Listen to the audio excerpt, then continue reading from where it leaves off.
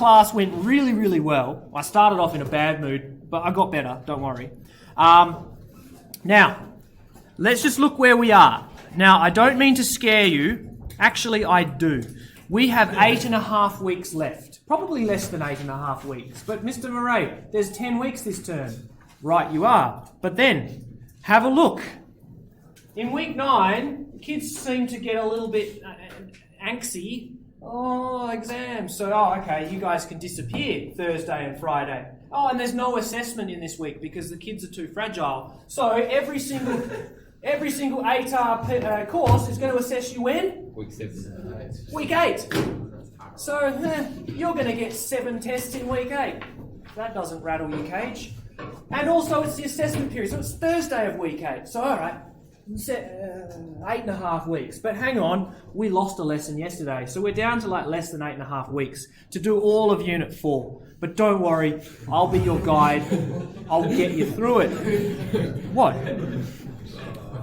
We've done it in the past. That seems to be enough time. Obviously, Unit 4, it's not as much content as Unit 3, all right? But the tests, the exam, I should say, is pretty, it's about 60-40, Unit 3 to Unit 4. Campbell, what's up? Cool. Grab a wave particle duality booklet. Now, 60% Unit 3. yes. Could you please have a look at this booklet? I seem to have... No, I haven't. Here they are. Yes. Did you just rock up then? No. Guys, please. Come on. Now, if you look at the teaching outline, week 1 is all about waves. It's going to look at the wave model of light. So this week, for the 3 lessons, because we've lost one, I'm going to hopefully convince you that light acts as a wave.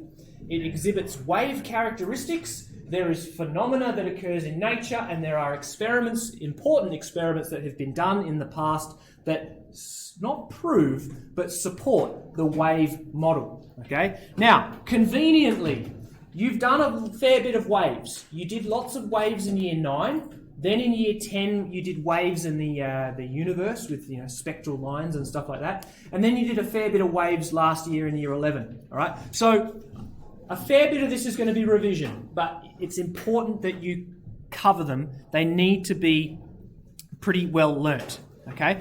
I've given you a nice spectrum on the inside page. First 2 inside pages. Could we just get over to this page, please?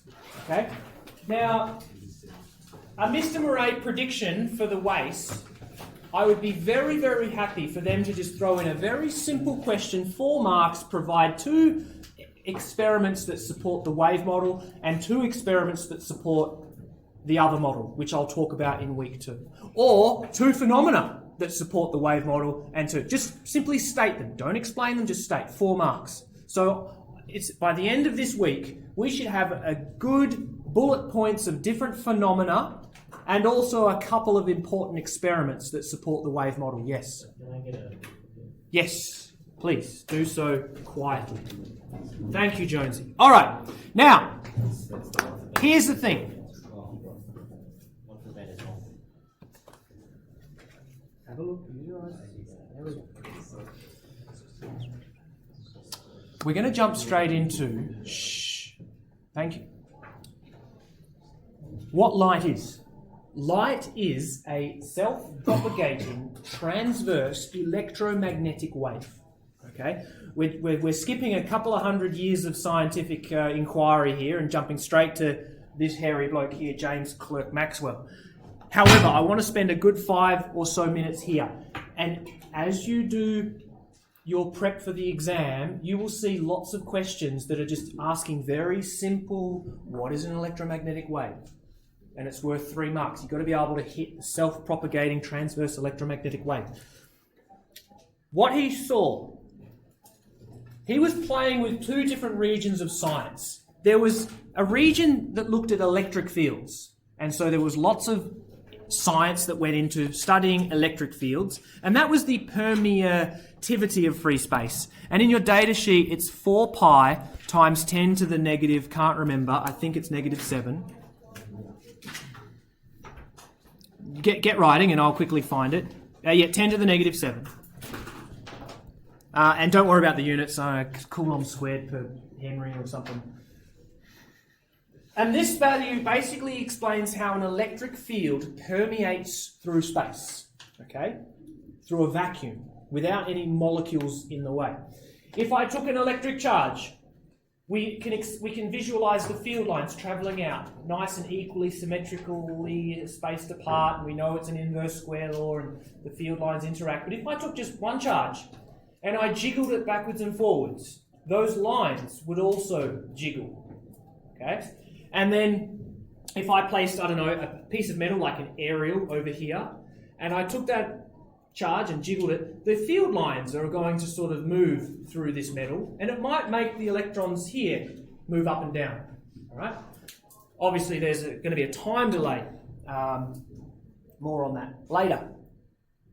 Next was the permeability of free space, which looks at how magnetic fields travel through. And this one, in your data sheet, it says 8.85. And they just go round it to 3 sig fig. And I don't like that because scientists have spent their entire careers in getting more and more decimal places. If you go to Wikipedia and ask nicely, it will tell you that it's 8.854, 1878, 128 times 10 to the negative 12. Don't worry about the units, the amperes per second squared per farad or something. Don't worry. Just the magnitudes. Again, that value is a measure of how a magnetic field travels through space. So, same deal, get a magnet here, field lines go out, move the magnet, the field lines move. All right, and it's describing how those field lines move through space. Okay? Now, what James Clerk Maxwell was able to do, and it was pretty cool, he looked at if we combine the electric and magnetic field, and if they are transverse waves, and they're transverse to each other, then he was able to show, and I'm just going to bring up a nice diagram. This is what he was getting at. He came up with Maxwell's equations. There's 4 equations, and they're separate equations that mean slightly different things. The first one was that a changing electric field, so that's our red region, which is in the z-axis, a changing electric field induces a changing magnetic field. Okay, so that's important. Then the next line said a changing magnetic field, that's the blue region, is going to induce a changing electric field. And that's why light is considered a self-propagating wave. It doesn't need a medium. It can just do this. It needs a field. So they went, all right, let's bring up the idea of a field. The idea of a field is it's any region in space where a charge can influence a force. That's an electric field. Same with magnetic fields. So that's cool. These fields are everywhere. But they're transverse. So if your electric field changes in one plane, then your magnetic field is changed in a transverse plane. Okay? There are 2 more lines, but I'll stop just here. Originally, they had a model of waves. Water waves, sound waves, waves on a string, guitar strings and springs and stuff like that. That model required a medium. It needed atoms, all right? Atoms bonded by other atoms, and if you move one, then the intermolecular causes the next one to move, and that's how you get ripples in water, okay? You needed a medium. And so they had a bit of a cop-out. They said, well, if light is a wave, and we're pretty sure that it is, it needs a medium. So they created this luminiferous ether, AETHER, which is this mysterious fluid. It's a medium, and it's everywhere because light needs a medium. And here's the medium, and so light can travel through. Brilliant. We just sort of made this up. Think the light from the sun to the earth, there's nothing in between. But the early scientists said, hang on, there must be ether between. And so our little ripples can travel through. Turns out there is no ether. And there's a very important experiment that we're going to look at when we get to special relativity. This experiment came out with, no, there's no ether. And then Einstein went, that's important. I can use that for my special relativity. So back to here, this is not a mechanical wave. It does not require matter, all right? So it is a self-propagating transverse electromagnetic wave. There's a big string of words there. One of the other Maxwell's equations was looking at the cross product of the two. He said if I take the vector cross product of my E ripples with my B ripples, I will get an orthogonal vector. And that is going to be the wave speed. Okay? So he did his maths. And I can't remember whether it's the third or the fourth Maxwell equation. But he got the following. The cross product of the two came out really, really nice. I'd like you to write it, but don't worry too much about it. I want you to write C equals 1 over the square root of epsilon naught mu naught. Okay? And this is where I really like lots of significant figures, and I don't like that Scarza and Waste have gone 3. 3 will do. Because if you go to your data sheet, these two values are given, except this one's just given as 8.85, and it just rounds it to 3 sig fig. And if you do that, 1 over blah, blah, blah, blah, blah, you get 3.02 times 10 to the 8. Well, that's not the speed of light. It's because they've rounded. But if you take all of that, multiply it by that, take the square root and invert it, out spits a really, really interesting number. You get 299792458. And dimensional analysis, my buddy says that's going to be in the units of meters per second. So he went, look at the meters per second. That's the wave speed. That's the speed of the orthogonal vector. Okay? And if you notice, to 3 significant figures, it's 3.00. Okay? Which, again, it's rounded to 3 sig fig. Now, by the way, these two values are in a vacuum. In a vacuum, it's this value, and in a vacuum, it's this value. In different medium, the permeability and permeativity changes. It gets really tricky. And so in your data sheet, it just goes electric constant, magnetic constant, speed of light in vacuum or air, 3 by 10 to the 8, 3.00 by 10 to the 8. Now, it turns out that these two values in air slightly bigger. Slightly bigger. Both slightly bigger? I believe the that one, slightly bigger. I'm definitely sure that one's slightly bigger. Not sure about that one. But anyway, slightly bigger. But not by much. So if you got the permeativity of air, slightly bigger, and put it in this, it gets slightly smaller. But it slows down by a factor of 0.003%. And so if I took this number and I divided it by 1.00003, you're still going to get 2.997. It might change the 5th or 6th or 7th figure, but to 3 sig fig, 3.00. So that is why in the data sheet it says vacuum or air. They're so close that we just treat them as the same. Okay? But light actually slows down slightly in air because there are molecules that get in the way. Right? They might be really far apart, but the light has to interact with that and get through them and around them, and it slows the light down by 0.03%. Now, back to this. The cool thing that Maxwell was able to show is that these ripples will induce transverse ripples in the other field, magnetic to electric, electric to magnetic. But if one ripple was to travel too quickly, then it would get ahead of the other and it would fizzle out. And if one ripple was travelling too slowly, it would get too far behind the other transverse field and it would fizzle out. But at just the right sort of harmonic speed, they would be self-propagating. And it turns out that it's that number. And so if my electric ripple travelled 1 metre per second slower, then your ripple would get 1 metre and fizzle out. And so it was really interesting. He was able to show that the sweet spot is the speed of light in a vacuum. Okay? And it came back from, again, this value, this equation, not in the data sheet, but the cool thing is that this number came from people that were playing with electric fields and people that were playing with magnetic fields. They weren't measuring beams of light bouncing around mirrors. Two different regions of science came together and Maxwell said, look, light is an electromagnetic wave. When we get to special relativity, I've got a couple of pages of Mr. Murray's story time of the different methods of trying to determine the speed of light. And there were lots of scientists across centuries that tried different experiments to measure the speed of light. Maxwell did it without even experimenting. He was just doing calculus in his head. So, get rid of that. That doesn't work. But this one, data sheet says that's what you need to use, okay?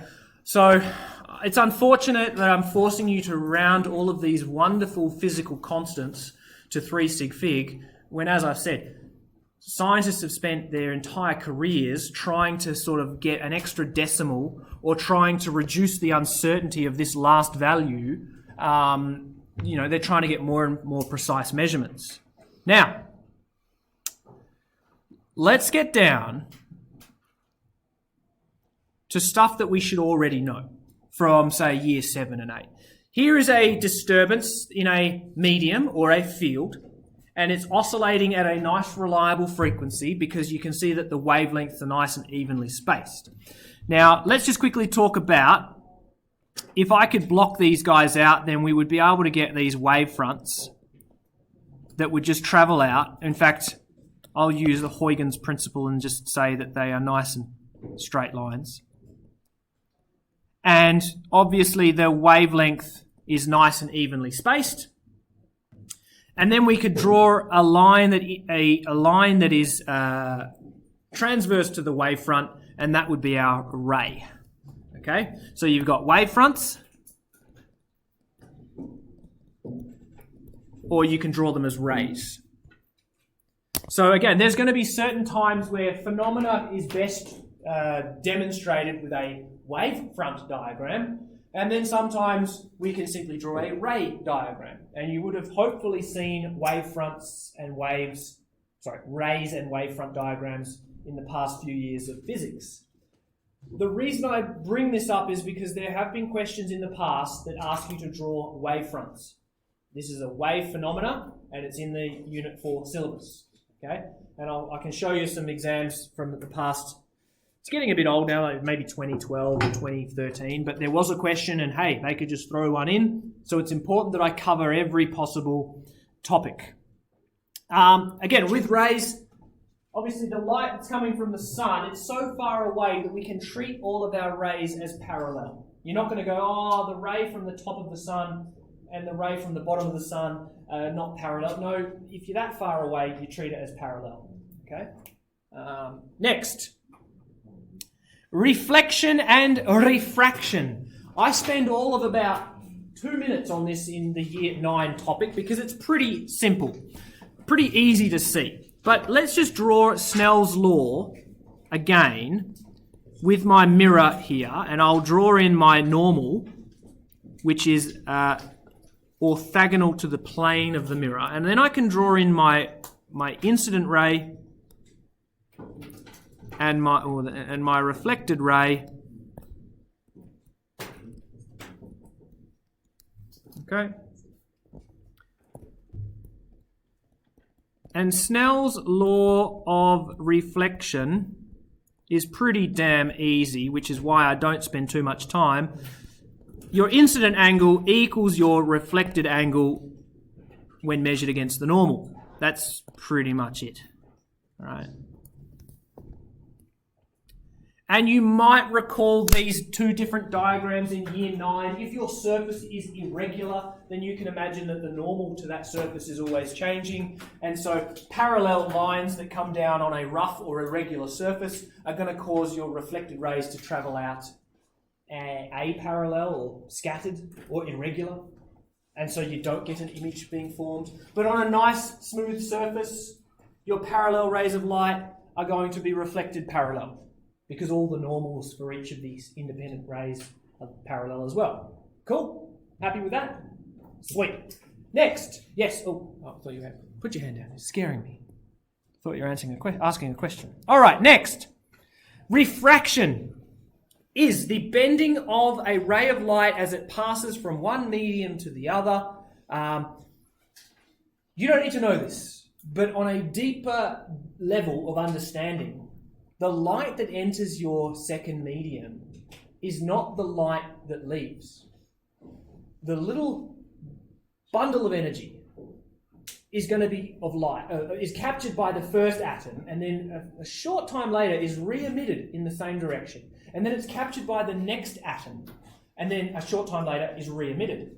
So, because there's atoms in the way, there's going to be a slight time delay of capture, re-emission, capture, re-emission. The little bundles they stay the same, the same energy and same wavelength and same frequency.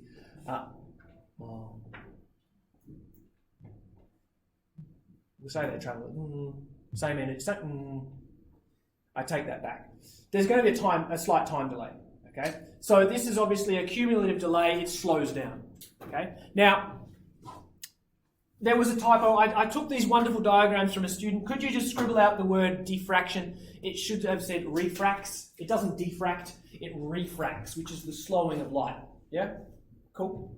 All right. Now, I forgot to delete this diagram. So don't look too much at it. I want to tell this story again.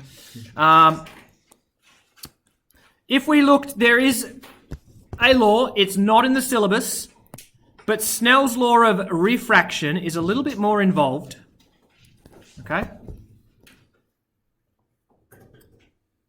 And it's got this now, N. N is known as the refractive index. So if we just over here, if we write N equals refractive index, it's index. An index, you've got to sort of, with reference to something else. And basically it's a measure of how that light travels with respect to a vacuum. Okay? And so we have the equation, and again, not in syllabus. So where's my purple pen? Purple pen. Not in. Okay. It's N equals C on V. It's pretty damn easy.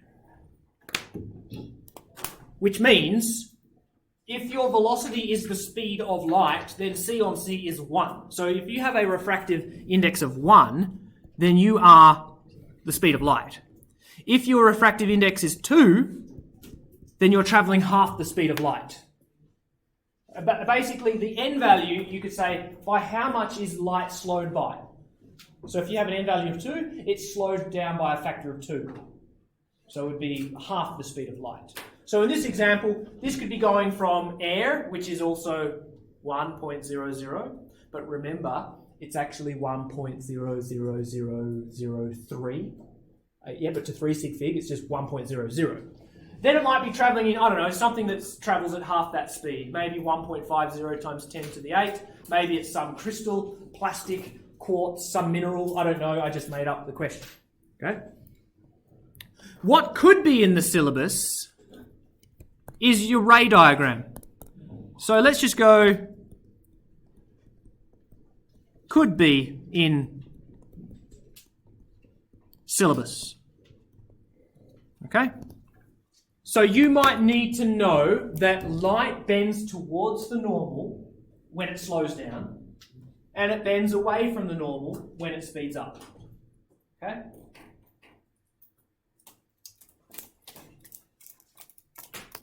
Now, the way I teach this to my Year 9s is a very simple thought experiment known as the Lifesaver's Dilemma.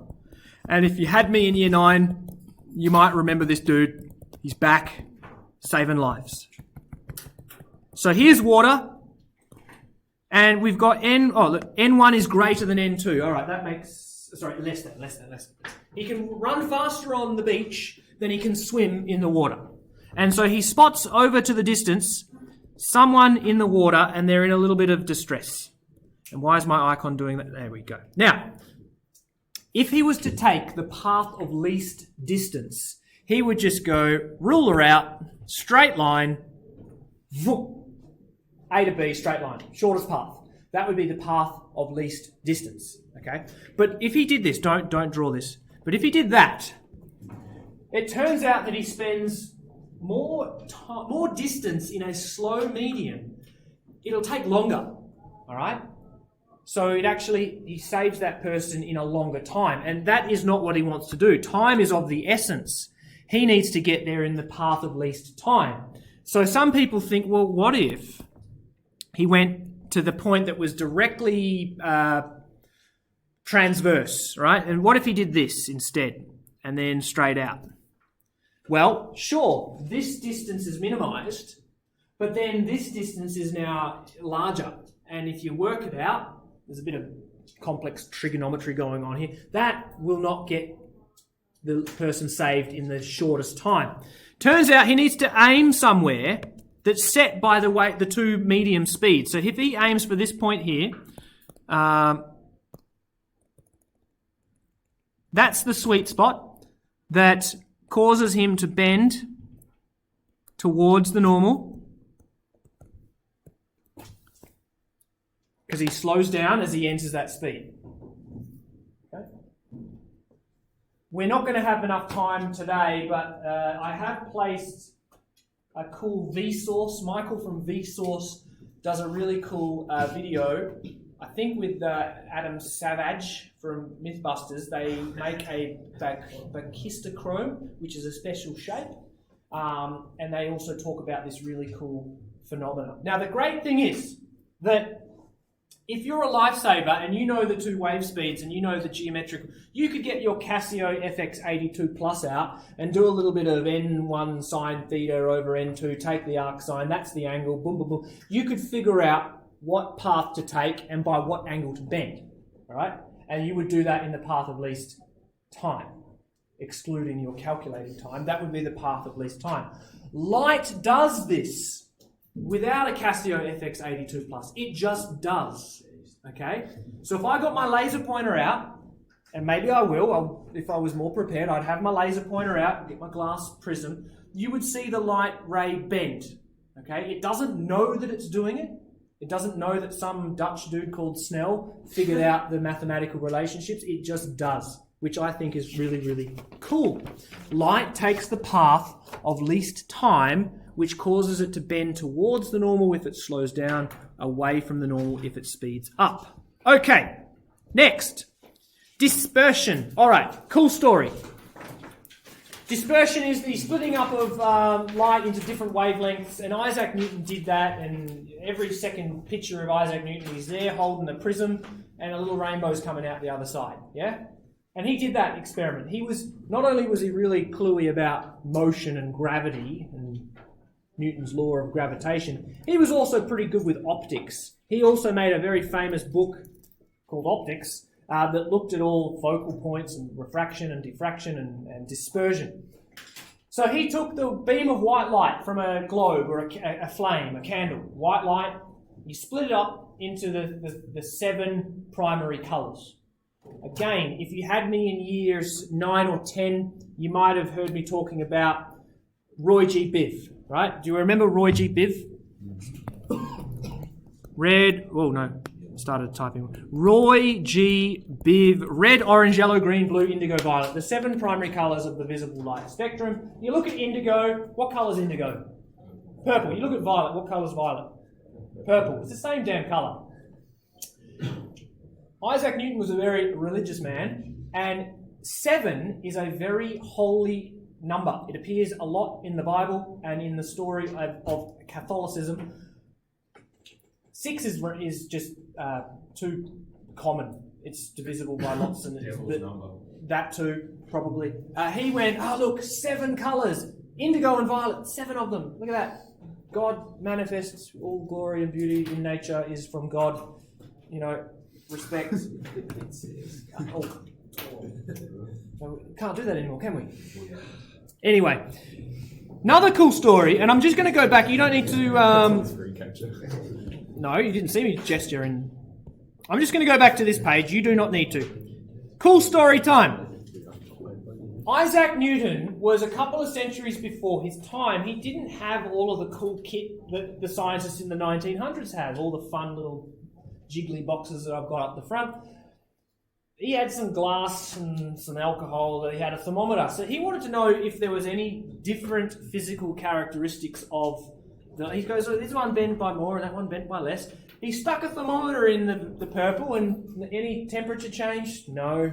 And then he moved it down to green. Nah, not really. Down to red? Nah, not really. And then, just to be concise, this, by the way, he had a candle, flame, prism. He had this smear of the dispersed light up on the wall, and he's standing there with the thermometer in the light, right? He goes, all right, how about I go beyond red? What if I put my thermometer outside of the visible light, infrared? And the thermometer shot up. And he goes, oh, that's cool, interesting. Heat seems to be really good in this region. There must be some region of light that our eyes cannot see. And that's as far as he got. He wasn't able to go any further than that because science hadn't progressed enough. He was, again, centuries above his time. People beyond him then took his work and then expanded it because of the advances in science and technology. There's really cool stories about, with optics, he would cut open dead bodies, eyeballs, and figure out that there was a lens sitting there and muscles were able to tighten and, change the focal point and the retina. There's a story of him taking a leather sewing needle, like a leather strapping needle, which is a big chunky steel needle that people use to, sew leather saddles and stuff. And he took it between his eyeball and skull and sort of rolled it backwards and forwards just to see if there was anything behind his eye. Anyway, he was quite interested, a bit of a weird person, but aren't we all? Let's get back to... All right, diffraction. Here's a good one. Diffraction is the bending of bending of waves as they pass through a gap or around an object. So you would have covered this last year. If the wavelength is approximately the same size as the gap, then you get maximum diffraction. And the smaller the wavelength, the angle of diffraction gets smaller. Okay? All right, quick little experiment. Ignoring the fact that the sound wave might bounce off the walls or the ceilings. Ed, can you hear me? Yeah, thank you. Cool. Diffraction. I was waiting for an applause, nothing. If we were out on the oval and there was a building and a door and I stood out there, Ed would be able to hear me. But hang on. Ed, can you see me? No. Because light is a wave, its wavelength is too small. And it doesn't diffract enough, it doesn't bend around the door so that Ed can see me. Okay? But the sound wavelength is much larger and it can slosh around. Let's go to an object. Now, this one here, small wavelength, doesn't diffract around. The larger red does. Now, really, there should be a little bit of a shadow region here, but effectively, it basically just envelops the object. All right, Patricios, stand up, sit up, nice and tall. All right, ready. Rippy, can you hear me? I can hear you. Diffraction.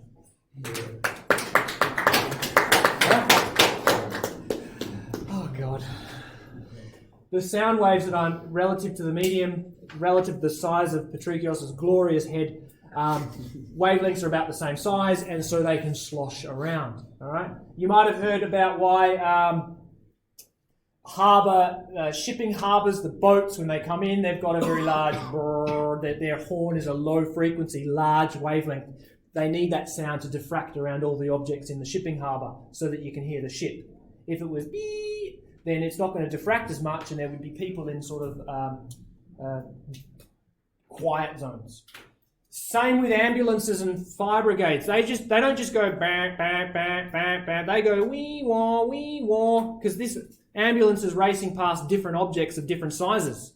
All right, so it's not a one-size-fits-all. It needs a varying wavelength producing device so that the sound can diffract behind big objects, behind small objects, and you can hear the ambulance coming. All right? Do you ever think about that? No. Now you do.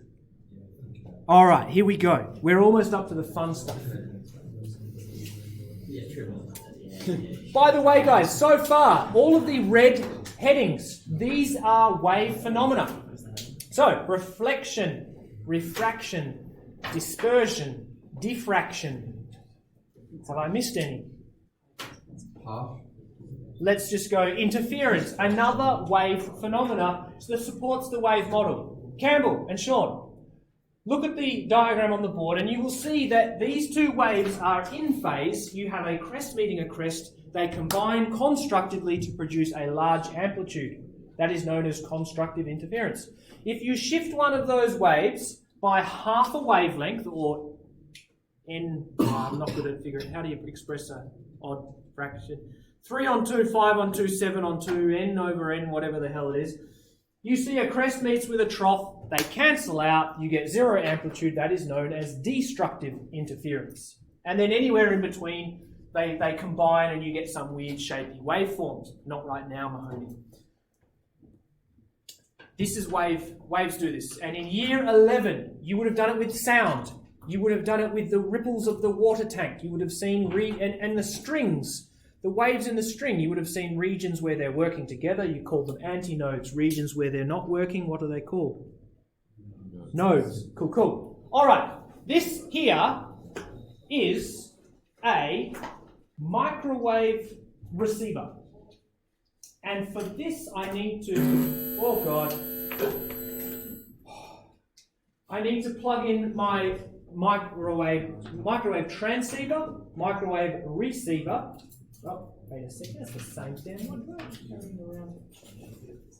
Oh, I see. Children can't go outside. I see. Ground floor. Let's bring this guy in. All right. Now, okay. Is that nice? No, not at all. That's what I hear in my head. 90%. Year 12s come into the classroom and all right, so these are microwaves, but they are not at the frequency that makes water jiggle and heats up your chicken in the microwave oven. Something tells me that they're of a wavelength of about 3.2 centimeters because somebody at CCGS a long time ago put 3.2 cm. So I think something in there is jiggling backwards and forwards, producing wavelengths of 3.2. Okay, now, here we go. Let's bring this guy back. If I could make an obstacle that was around about the same, let me get these lined up. So my microwave beam does spread out slightly, which is, if you took it further away, it will reduce, but you're okay? Nothing's going to happen. Not going to have any children. So 3.2 centimetres, if I made a gap of about 3.2, I reckon we would get some diffraction, which is the bending of waves. Now, listen to our intensity here.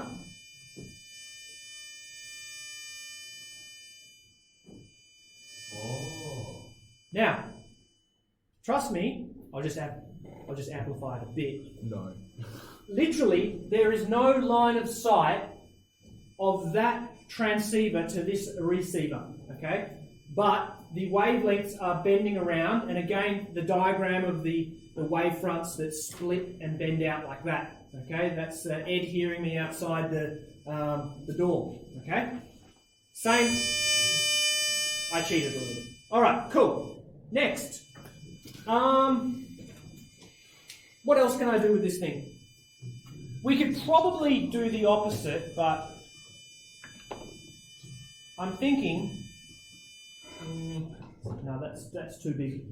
We're not getting any diffraction there. All right, let me go back to my diode, black to ground. red, earth, black to brown, black to brown, black to brown. Alright, this is a little diode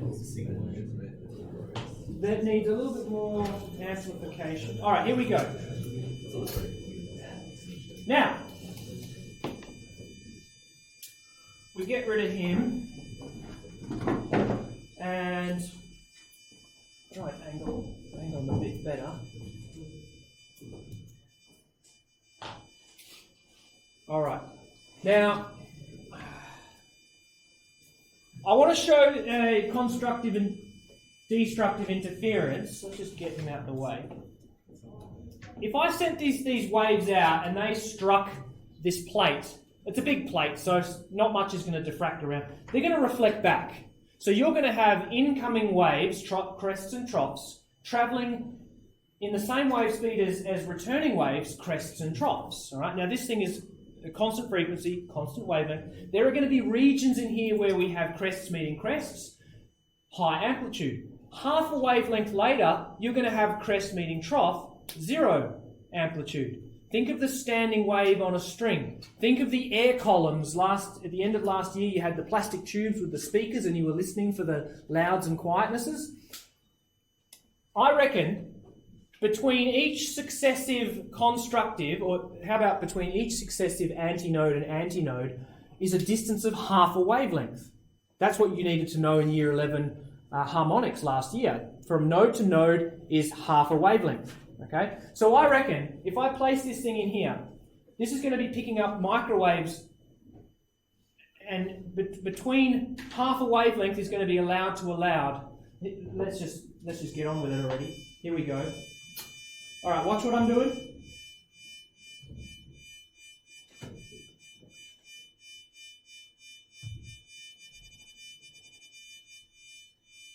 All right, you can stop watching now. So, by moving this backwards and forwards, this isn't a column, it's not a string, but there's going to be regions 1.6 centimetres apart where they're working together and 1.6 centimetres apart where they're cancelling each other out. Okay? This is microwave, a certain bandwidth of microwave. Okay?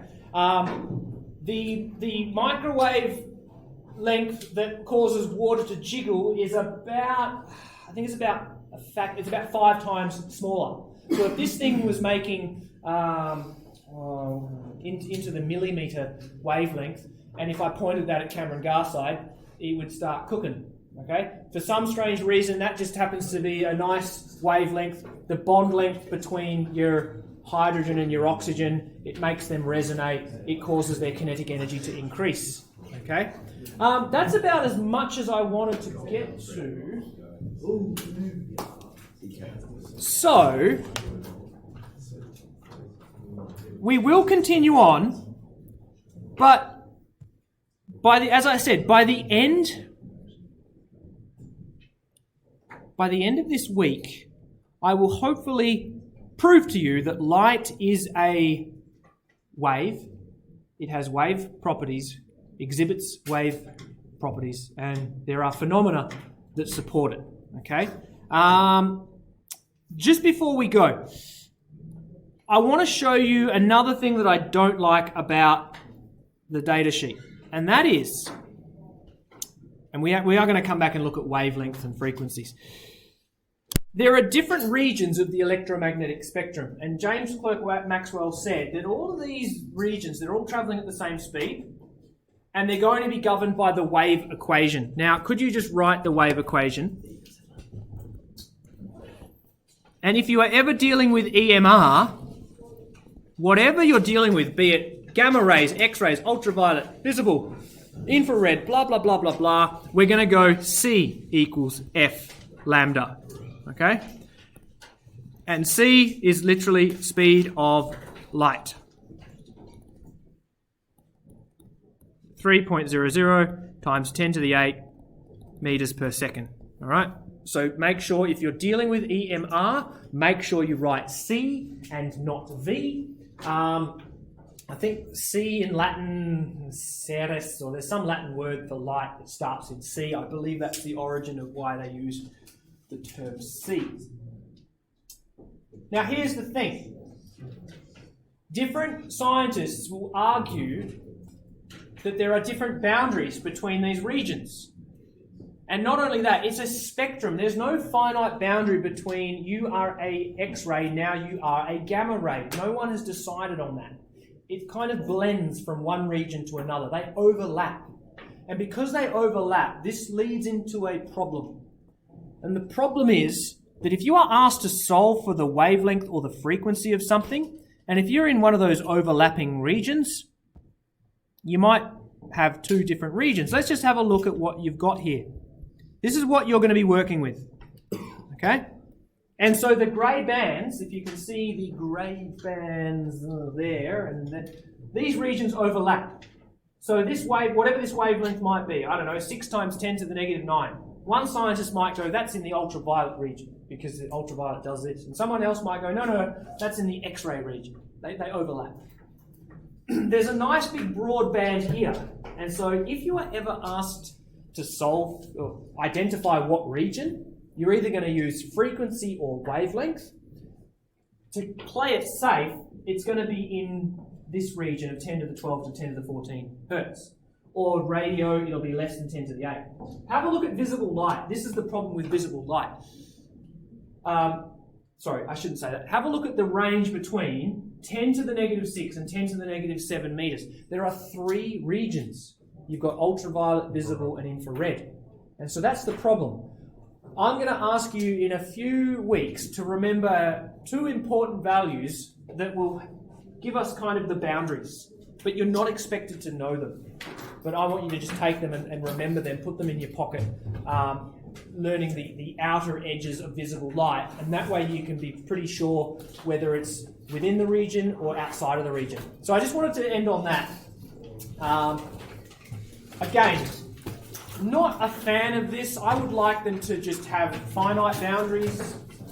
But then you have kids going, oh, but I've got this electromagnetic spectrum from Luca Cini or whatever. Who did I steal? No, this guy here. Where is he? Where is he? There's a name. Oh, there he is. Tacanelli. Roberto Tacanelli says that the boundary between infrared and visible light's actually this, so they make it overlap. All right.